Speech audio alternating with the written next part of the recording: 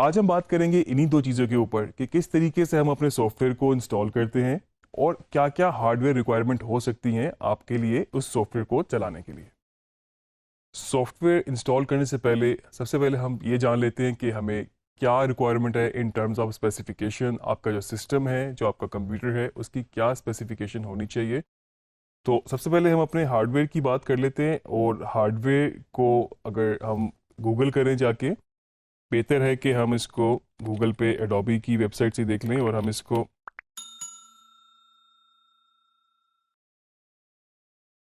तो आप देख सकते हैं मेरे पास सबसे पहला लिंक ही एडोबी की अपनी ऑफिशियल वेबसाइट का है।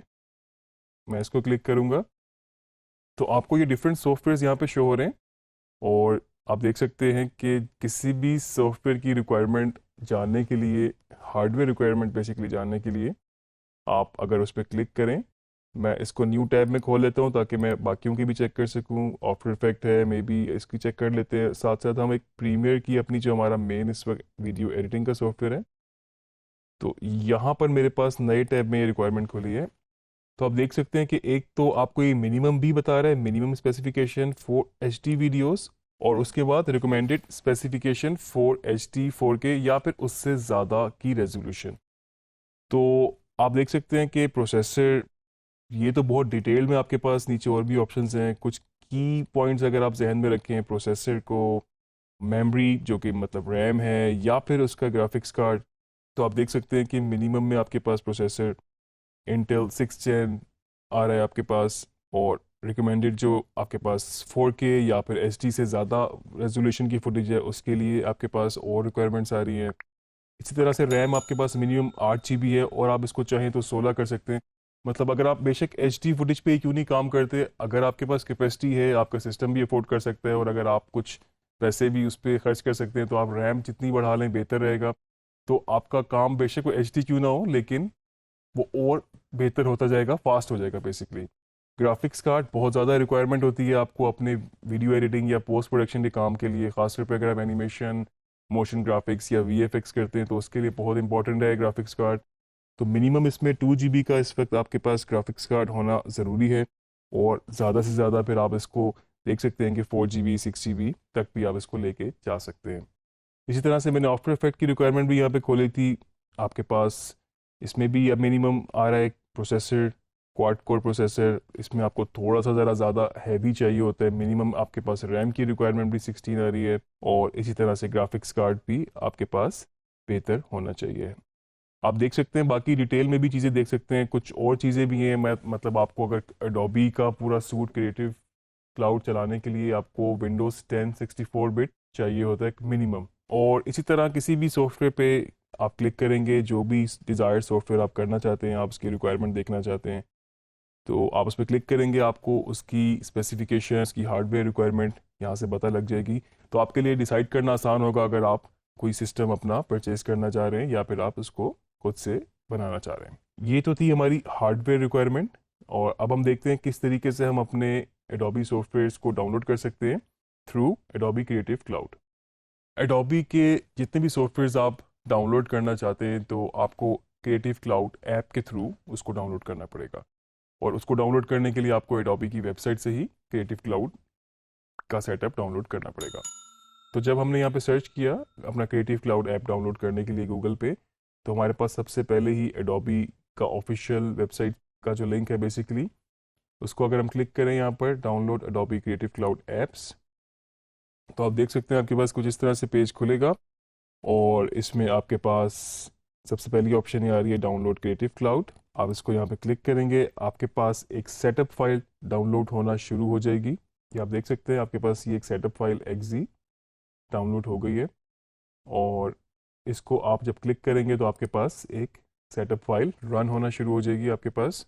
कंटिन्यू करेंगे यहाँ से हम, और फर्दर स्टेप्स को फॉलो करते जाएंगे। ये आपसे पूछ रहा है कि आपकी डिवाइस पे चेंज करेगा, लाइक मतलब कहीं किसी ड्राइव पे, सी ड्राइव पे जाके इंस्टॉल करेगा, परमिशन मांग रहा है उसकी, तो इसको हम यस कर देंगे यहाँ से।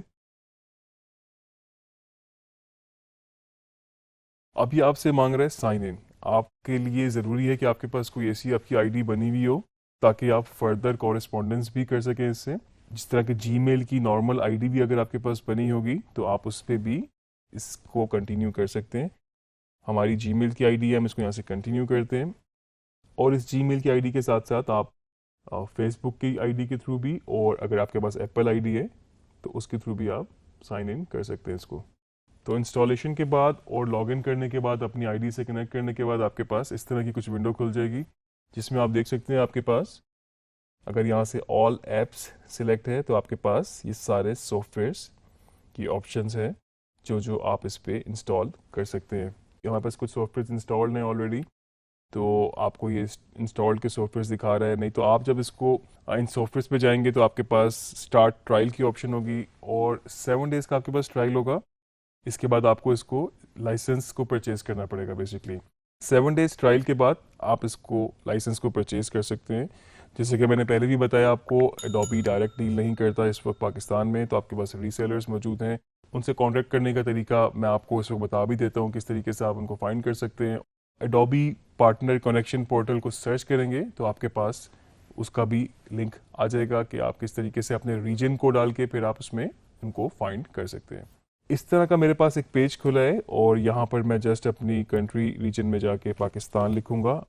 आप चाहें तो सिटी स्पेसिफिक भी सर्च कर सकते हैं, लेकिन सिंस ये एक ऑनलाइन है तो मेरा ख्याल से इतना कोई मैटर नहीं करता आप किस सिटी में भी हो, आप इसको परचेज़ कर सकते हैं।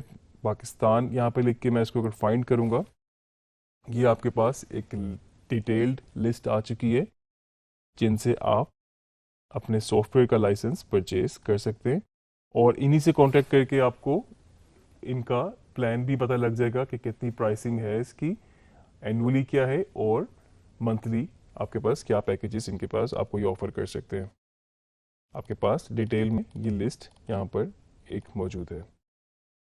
तो ये तो थी कुछ हार्डवेयर और स्पेसिफिकेशन रिक्वायरमेंट्स जो थी हमारे पास हमारे एडोबी के सॉफ्टवेयर चलाने के लिए। हमने इनको इंस्टॉल करने का तरीका भी देखा, और हमने ये भी देखा कि किस तरीके से हम रीसेलर्स के थ्रू इनको परचेज कर सकते हैं। मैं आपको साथ साथ थोड़े से सपोर्टिंग सॉफ्टवेयर भी बता दूं ताकि आप इनको भी इंस्टॉल कर लें और फिर बाद में परचेज कर लें, ताकि आप इसको वक्त के साथ साथ यूज़ कर सकें। जिनमें हमारे पास एडोबी प्रीमियर सबसे मेन है, उसके बाद Adobe after effect, Adobe encoder, Photoshop आप यूज़ कर सकते हैं क्योंकि थोड़ा डिज़ाइन का है वो, और ऑडिशन। ये कुछ सॉफ्टवेयर इस तरह के हैं जो कि आप अगर जब यूज़ करते जाएंगे साथ साथ अपने पोस्ट प्रोडक्शन के लिए आपको ये काफ़ी यूज़फुल रहेंगे।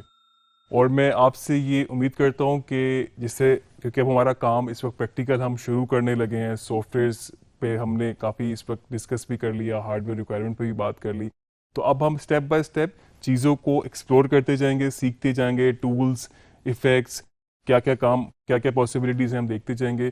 तो मैं उम्मीद करता हूँ कि आप अपने सॉफ्टवेयर्स को परचेज़ करके रेडी रख लेंगे ताकि हम फर्दर आगे प्रैक्टिस साथ साथ करते जाएं।